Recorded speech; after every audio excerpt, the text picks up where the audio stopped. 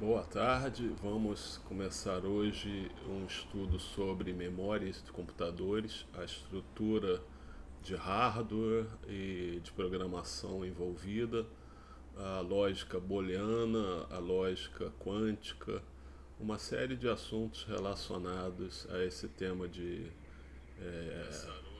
programação, estrutura de memória e, e assim vai. Para adiantar, eu já coloquei os temas aqui, já pesquisei, a gente vai usar bastante o chat GPT e em paralelo eu vou tentar dar as explicações e tentando fazer uma coisa bem difícil, que é trazer o tema para interesse de todos os públicos, tanto aqueles iniciantes quanto os já mais adiantados. Então, a ideia aqui é começar bem básico. Os mais adiantados vão ter a chance de rever os conceitos e no aprofundamento da matéria eu peço que os mais iniciantes não se estressem ao ver conceitos muito complexos. O que eu recomendo a todo mundo, não só no campo da computação, mas para qualquer tipo de estudo, matemática, qualquer área de conhecimento, inclusive no futebol. Imagina um craque de futebol se ele não jogou com pessoas mais habilidosas. No início, eu imagino um grande jogador de futebol hoje, ele certamente no início da carreira dele ele era pequenininho e jogava com o pessoal mais velho, né? Então é mais ou menos esse o comportamento mental que eu acho que é legal para o aprendizado. Você sempre tentar buscar um nível acima do seu nível de conhecimento e nunca se limitar por conta de dificuldades. Não tentar não se estressar quando a gente vê alguma coisa que não entende. Eu mesmo, nesse material todo que eu colhi, muita coisa que eu não entendi, eu não vou ficar parando para me estressar com aquilo que eu não entendi. Eu simplesmente vou ler o contexto, vou tentar entender até onde eu entendo e passar adiante, né? Mas de qualquer maneira, sempre fazendo assim, a gente vai aprender coisas novas, né? Quando a gente ensina alguma coisa, tenta passar alguma coisa, é também uma excelente forma de aprender. É por isso que é uma das razões porque eu tenho um canal, para justamente me estimular a sempre rever as coisas que eu já sei e aprender novas coisas. Óbvio, com isso ajudar a quem está iniciando a trilhar esse caminho. Dito isso, vamos começar do bem básico. O que é um bit? Um bit eu vou falar com minhas palavras, depois a gente vê o que o chat GPT ele coloca. Um bit ele pode ser considerado como um estado um estado entre 1 e 0, pode ser visto de várias formas, como um interruptor ligado ou desligado, como uma luz acesa ou apagada, como o verdadeiro ou falso. É uma representação. Um bit é uma representação binária. Ele só admite dois estados porque na natureza é muito mais fácil você admitir a existência ou não existência de alguma coisa. O ser ou não ser é sempre a dicotomia é válida, ou pelo menos na lógica clássica lá de aristotélica e de outros clássicos. A lógica era fundamentalmente baseada no conceito existia um princípio do terceiro excluído. O que é esse princípio? Admitem-se só dois estados, verdadeiro ou falso, sem um estado intermediário, ou seja, um atributo ou existe ou não existe naquela entidade. Por exemplo, uma pessoa é honesta ou não honesta, não existe um mais ou menos honesto. Então, para os clássicos, isso era muito rígido. Mais tarde, os conceitos mais modernos de lógica começaram a dar uma maior flexibilidade a essa coisa. Existem hoje algoritmos baseados em uma lógica que não atende a isso. Eu estou esquecendo agora, existe toda uma teoria de algoritmos que eu depois vou perguntar ali ao ChatGPT, que me foge agora o nome. Mas, enfim, o, e sim, os computadores, até hoje, eles são baseados na lógica booleana, ou seja, na lógica binária, de zeros ou uns. E a computação quântica, ela é muito, ela é tida como uma promessa muito forte, porque ela foge disso e ela permite com estados intermediários ou até simultâneos, uma coisa assim que foge totalmente ao paradigma atual. E com isso, o processamento ele vai se tornar paralelo de uma forma muito mais intensa. E a gente vai aprofundar isso um pouquinho adiante. E então, deixa eu mostrar o que eu já perguntei e a gente, no correr da explicação, a gente vai aprofundando. Então, pedi a ele para explicar de um modo que qualquer um possa entender o que é um bit e sua importância para os computadores atuais, baseados em lógica binária. E aí eu pedi para ele dizer as razões que motivaram os primeiros engenheiros de hardware a adotarem apenas dois estados lógicos. E também pedi a ele para mostrar por que os bits hoje em dia têm por padrão, os bytes, perdão, têm por padrão 8 bits. E a resposta que ele deu é o seguinte: um bit é a menor unidade de informação que um computador pode entender. Ele só admite dois valores possíveis, 0 ou 1, e ele está fazendo uma analogia com uma pequena luz que pode estar acesa ou apagada. Esses dois valores são chamados de estados binários. Por que usam bits? Por facilidade técnica, que é muito mais simples e confiável criar circuitos que só tem que distinguir entre duas situações como ligado ou desligado, verdadeiro ou falso, ou alta, baixa voltagem. Deixa eu abrir uma coisa aqui que vai me facilitar mostrar, que é esse aplicativo aqui, o G-Ink. O G-Ink, ele tem esse cursor aqui que facilita muito os apontamentos, né? Então, eu considero que os engenheiros de antigamente, eles optaram uma das principais razões é isso aqui, ó, alta ou baixa voltagem. Por quê?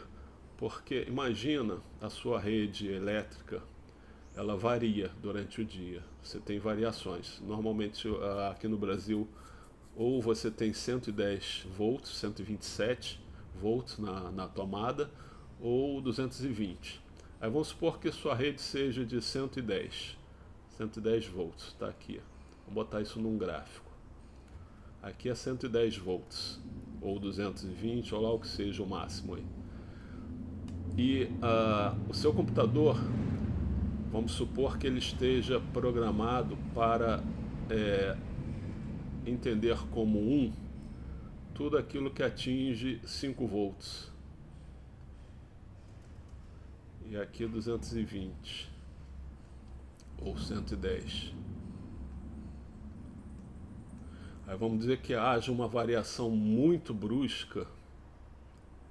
E vamos lembrar que quando os computadores foram criados, os componentes eletrônicos eram muito mais precários. Então eles respondiam com muito menos eficiência a essas variações. Aí vamos supor que essa variação grande aqui, ela nos circuitos, ela viesse aqui, ó, vou fazer pequenininho, né? Porque então, em determinados momentos, o, o sinal ele ficaria abaixo dos 5 volts que seriam o determinante do bit 1. Então, isso é mais fácil de contornar se forem apenas dois estados, porque você eleva bastante esse sinal aqui, coloca ele bem lá em cima, coloca ele bem lá em cima para que qualquer variação ela continue sendo apontada como 1. Isso é fácil de fazer quando há dois estágios. Se houvesse um terceiro aqui, ia ficar muito mais difícil de controlar isso, principalmente com os componentes antigos. E aí vamos adiante, que tem bastante coisa para falar. Então o padrão binário tem a ver com velocidade, tem a ver com isso tudo aí. Deixa eu tirar isso aqui. Pronto. Senão... Bom, e então as razões estão aqui. Mais fácil de projetar, a tecnologia da época não era tão avançada, a lógica binária se encaixa perfeitamente com relés, válvulas, e mais tarde foram criados os transistores, que podem ser entendidos a grosso modo como interruptores eletrônicos. Isso aí teria que aprofundar,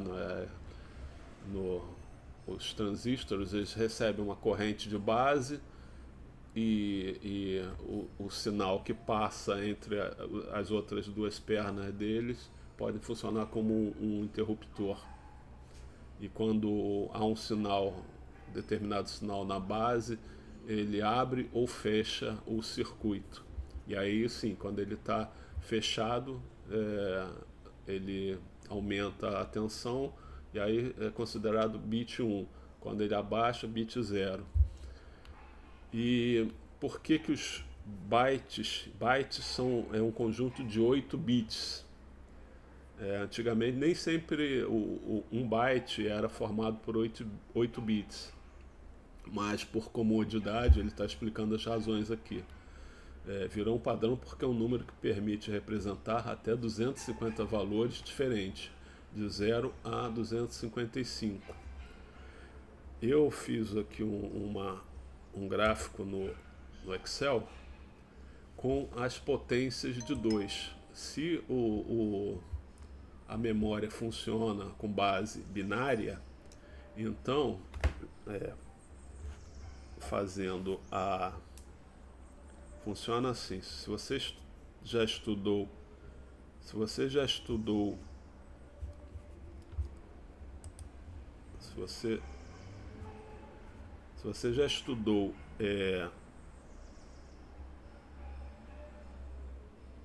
estudou a análise combinatória, você vai entender que vou dar um conceito aqui bem básico de análise combinatória, até porque não é o meu forte. Vamos supor aqui quantas combinações você consegue formar com 4 bits.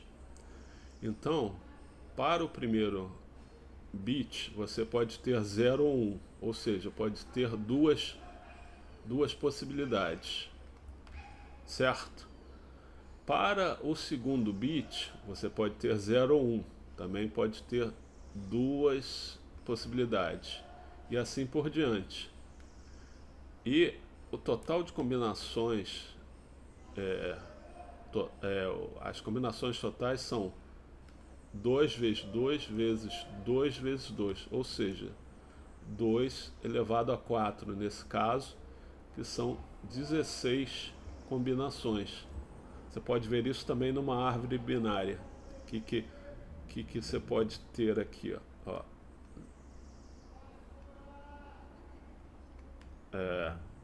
0 ou 1, E aqui a cada ramo da árvore, zeros ou uns.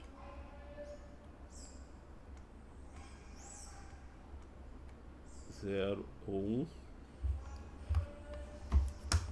Só um instantinho que eu estou recebendo umas mensagens aqui, senão vai atrapalhar.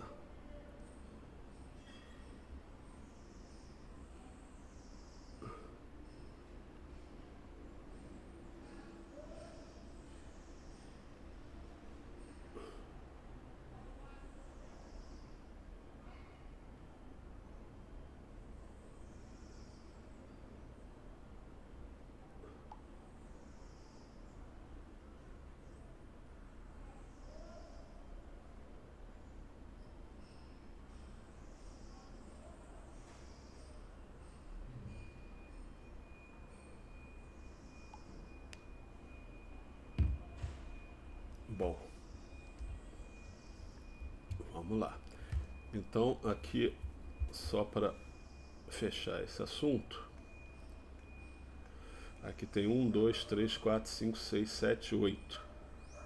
Para chegar a 16 teria mais uma camada aqui. Camada de possibilidades, né? Então, 1, 2, 3, 4, 5, 6, 7, 8, 9, 10, 11, 12. Acho que eu fiz algo errado, mas tudo bem. Funciona assim, por exemplo, esse aqui começa com 1 ou 0, né?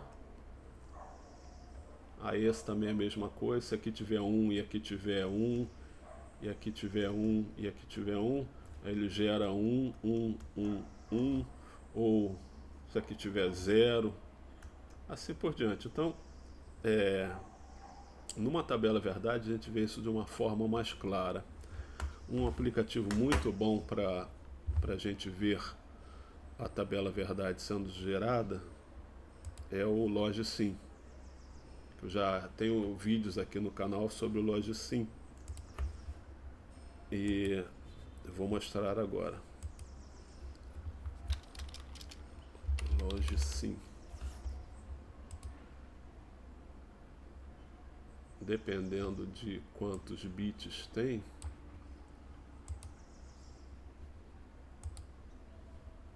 você, por exemplo, nesse exemplo que eu dei, tem A, B, C e D. São os seus bits de entrada. E quantas combinações você pode criar. Vou chamar isso aqui de S. Acrescentar. A tabela verdade é isso aqui, ó. Você tem aqui 16 combinações. E que isso aqui, se isso aqui fosse o endereçamento de um processador de 4 bits, que já existiu lá no passado, com muitas limitações, e eu vou mostrar isso agora há pouco, ele teria esses endereços de memória. E como é que o processador trata isso? Se você jogar o endereço 2, por exemplo, ele vai buscar o binário que corresponde ao 2, que é isso aqui, ó, 0010. E aí vai ter lá nesse endereço um dado ou uma instrução de computador para ele executar. Vou deixar aqui baixado e vamos adiante. Aqui, deixa eu limpar aqui. Pronto. Então aqui a comparação, patati patatá, vamos lá. Aí ele criou até uma historinha dos 8 interruptores mágicos. Era uma vez uma cidade, Computolândia, em que cada casa tinha um painel com 8 interruptores mágicos, que podiam estar ligados ou desligados. Um dia os moradores queriam enviar mensagens uns para os outros usando só esses interruptores, mas como cada interruptor só podia estar ligado ou desligado, eles precisavam usar o painel todo para criar mensagens mais complexas. Por exemplo, quando todos os interruptores estavam desligados, eles representaram essa combinação como sendo a mensagem olá. E se apenas o primeiro estava ligado, a mensagem era como vai, e assim por diante. Na combinação 010101 significava vamos nos encontrar, e assim por diante.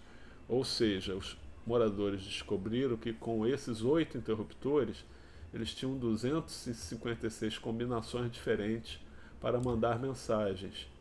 Então, vejam como funciona a lógica básica de um computador. Ele representa em chaves binárias tudo que ele. Isso os computadores. Eu vou falar dos computadores atuais.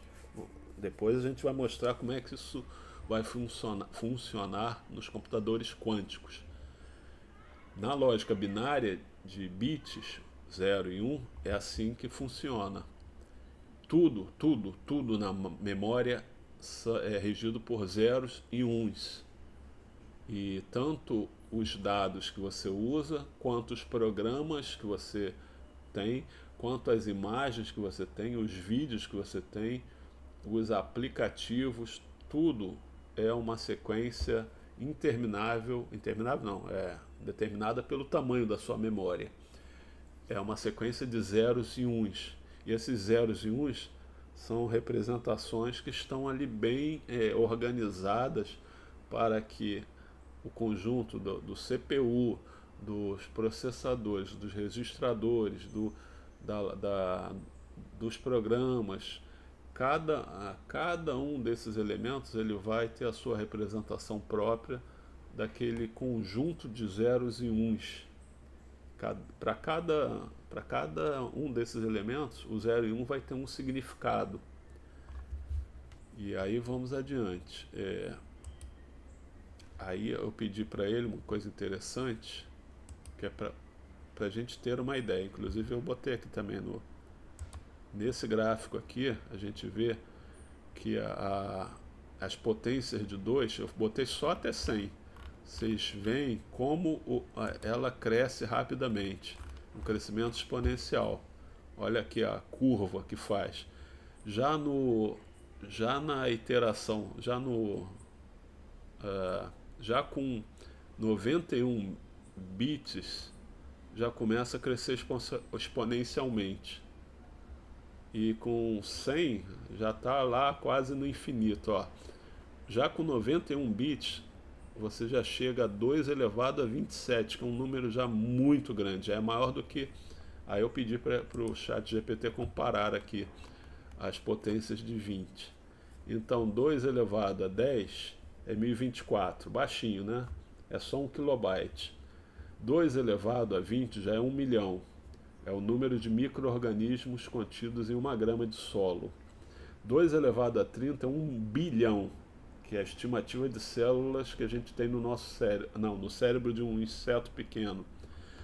2 elevado a 40 é 1 trilhão. Cérebro humano, sinapses do cérebro humano. E assim por aí vai. Quando chega a 10 a 24, já é mais que o número estimado de estrelas no universo observável, ou mais do que a estimativa de átomos no corpo humano. Ou seja, isso é algo entre 2 a 80 e 2 a 100.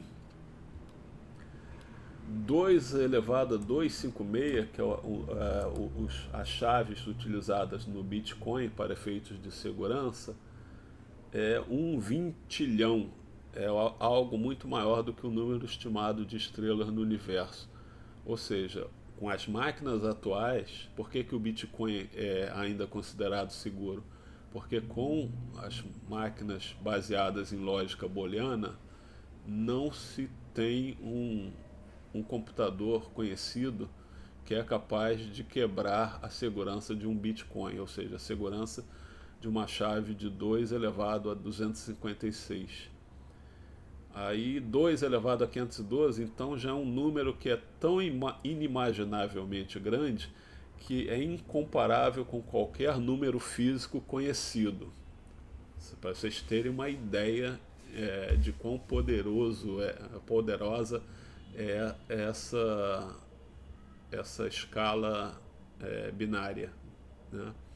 Se for falar em qubits, que é o bit quântico, aí a coisa muda de escala muito mais rapidamente. E é a promessa que, pelo que eu tenho acompanhado, daqui a uns 5 ou 6 anos já vai ter alguma coisa lançada. Já tem alguns processadores sendo lançados, mas ainda muito, de uma forma muito precária. Daqui a 5 ou 6 anos é estimado que a computação quântica já esteja começando de uma forma mais forte, mais intensa, a sua trilha de evolução. E vamos adiante aqui. Aí eu pedi para. Eu já falei aqui do princípio lógico do terceiro excluído, que é muito importante para a lógica binária. E aí o chat GPT deu o contexto histórico um pouquinho, né? Passou desde Aristóteles, pelos estoicos e escolásticos, passou por Leibniz, que vocês, pessoal que mexe com matemática, já está cansado de ouvir falar. Ele foi um grande cientista, um grande matemático, e que ele contribuiu muito, especialmente na área de cálculo. E aí teve o George Boole, que é da onde vem a palavra booleana, né? E ele que assim sistematizou essa álgebra booleana, né? A notação booleana também permite adição, multiplicação, é, operações lógicas de e lógico ou exclusivo, uma série de operações lógicas dentro da álgebra booleana que facilitam muito as operações do computador. E aqui está falando um pouco sobre as críticas do princípio rígido do terceiro excluído. Está falando sobre a lógica binária. Aqui ele já entra, eu já pedi para ele falar sobre a lógica quântica, fazer uma comparação. Aqui ele já introduzindo o que é lógica quântica. Ela é baseada nos qubits, que podem estar em estado 0, 1 ou numa superposição dos dois simultaneamente, que é algo assim, a grosso modo similar à computação paralela de hoje em dia, mas é muito mais poderosa. Os qubits também podem estar entrelaçados, permitindo correlações complexas não possíveis na lógica binária. Vou ter que dar uma interrupção aqui que está tocando o meu interfone.